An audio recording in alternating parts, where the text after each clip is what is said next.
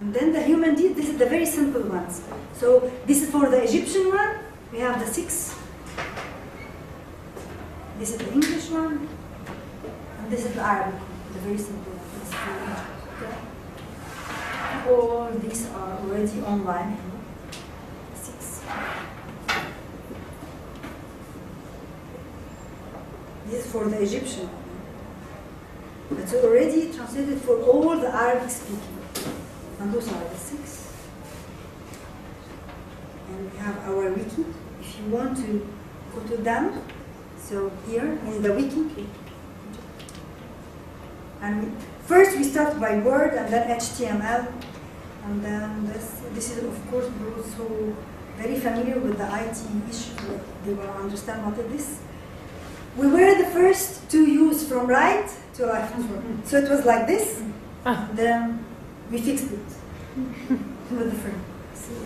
So it was from. See? Yeah. You see me? The CSS. Yeah. So this was one of my colleagues in Hala, he did this. Really? And then the CC wiki, we call it here. You worked over how long on this? How long? We started, the whole course started in 07 till now. But of course we didn't work every day. Sure. So this is what we did for the Egyptian, and for now we're still working on the Arabic one, the last version, version 4. This will be international, so you'll have an Arabic license, a German license, a French license.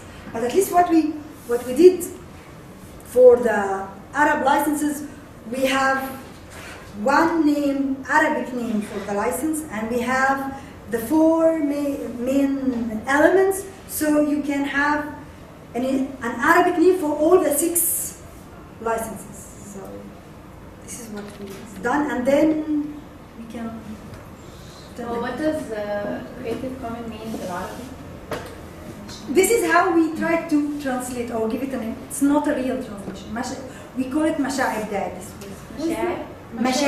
مشاع إبداعي. Wasn't there another term that was used at some point? By Anas Tawila, he did this before. Yes. Anas, in fact, this most of the exercises concerning Creative Commons, it was Anas who helped us in doing all this.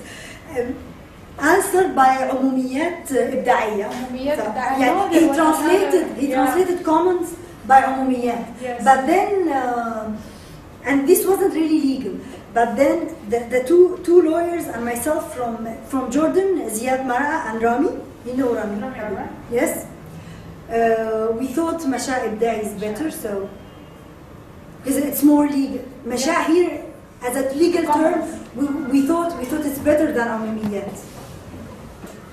Yes, please. I'm a bit confused about who protects the license. Like, if it's مثلا no derivatives and someone made a derivative out of this work, who can I go to? You need to go. You need to file a case. You need to go to the court and say okay, and then you use the license as a contract between me and the author, who waived some of the rights and kept some, and then the end user.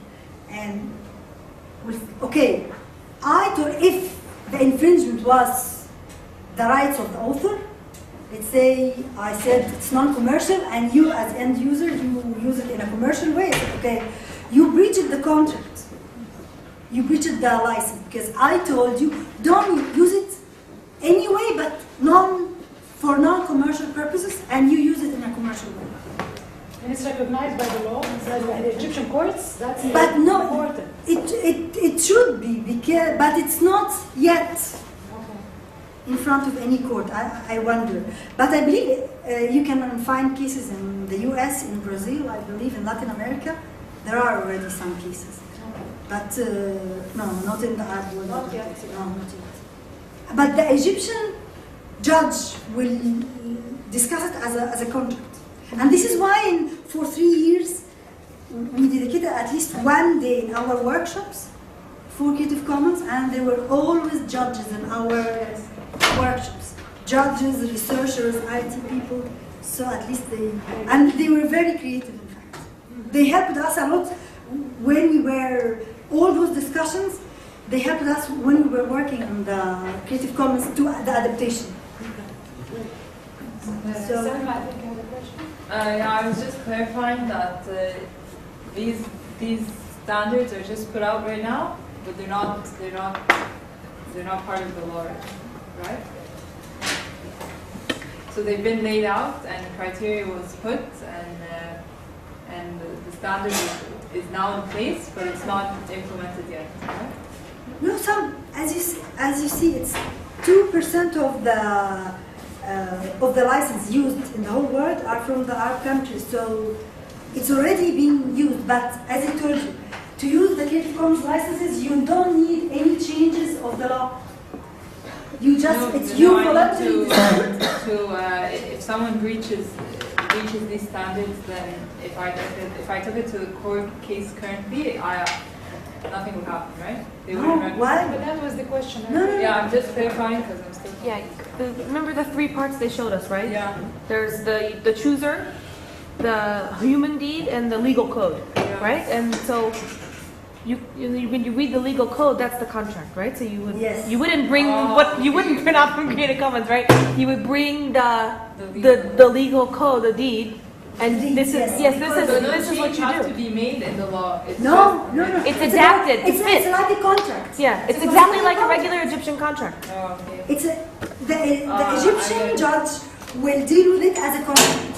So if I'm the author and I put my work, some of my work, under Creative Commons, any of those 6, and someone violated this or breached it, but it's not violation. It's a breach. It's a breach of the license. It's a breach of the contract. Then I'll go with, okay, your name? Salma.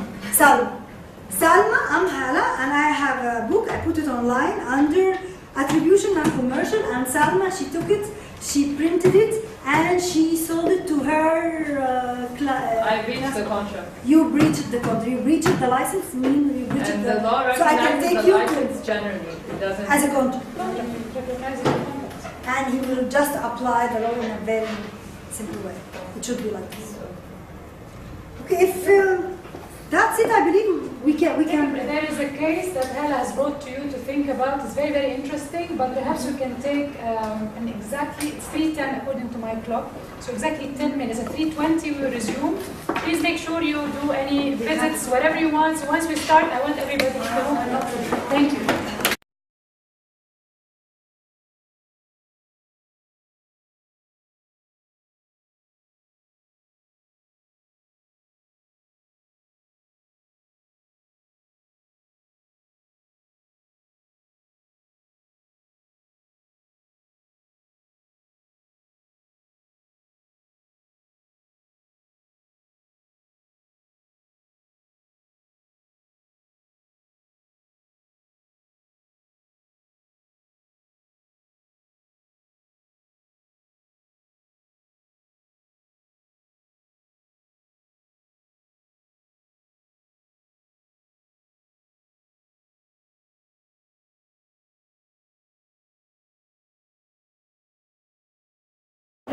Okay.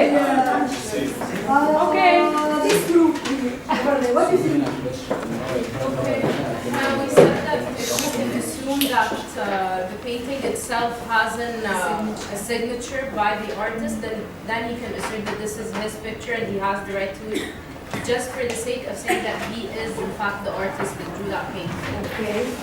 Other than that, we think that he does not stand a very strong position in actually filing a lawsuit because he shredded the painting in a crude way, so he was not convinced. Anyone else can use it. Exactly, and he was convinced that maybe he didn't This is one portray argument. whatever he wants It's to. very logic, but still one argument. Yeah. We had 2 points. The first one was that if this was according to the Egyptian law, then the artist will win because the moral rights don't go away. And then we have another point, which was Nora's point, and she Say said it again, please, in a louder voice. if this was according to the Egyptian law, then the artist will win because they have moral rights. They will never go away. So Moral rights. Read article, I believe, 147 are moral rights. Someone got here very, very details, and you wanted to. So read the moral rights article in the Egyptian legislation, copyright legislation, and then we discuss. I think it's 147. Yeah, this is. It's 147. Yes. No, 143. I'm sorry, 143. 143. Okay, it's right there. Can you please pay attention? 143. So what do you think now? And in fact, there's another article, maybe this was difficult for you to find, 181, I believe, if I'm not, yes, 181,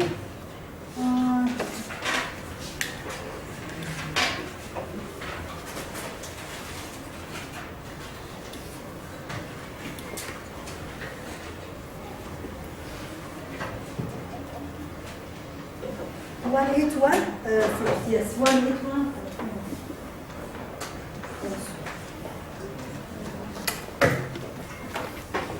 So after reading those articles, what do you think? Who has the right to do what? The artist. Yes, yeah, please go ahead. And I think that he would have the right, moral and economic, if only he could prove that it is in fact his. Because if he can't prove, then he still has the moral rights at least. No, he needs to prove. It's more, it's all around more, what else? Yeah, please. If he threw it away and there's no signature, nothing to indicate that it's his, how would they know that the moral rights belong to this guy and not to the other artist, another artist? No, let's assume that the guy can prove that this painting is his because they got it from a certain garbage place, whatever. So this is, let's assume that this is separate. They know that this is his. It's about he shredded, he tore it, he threw it out, away. He doesn't want it.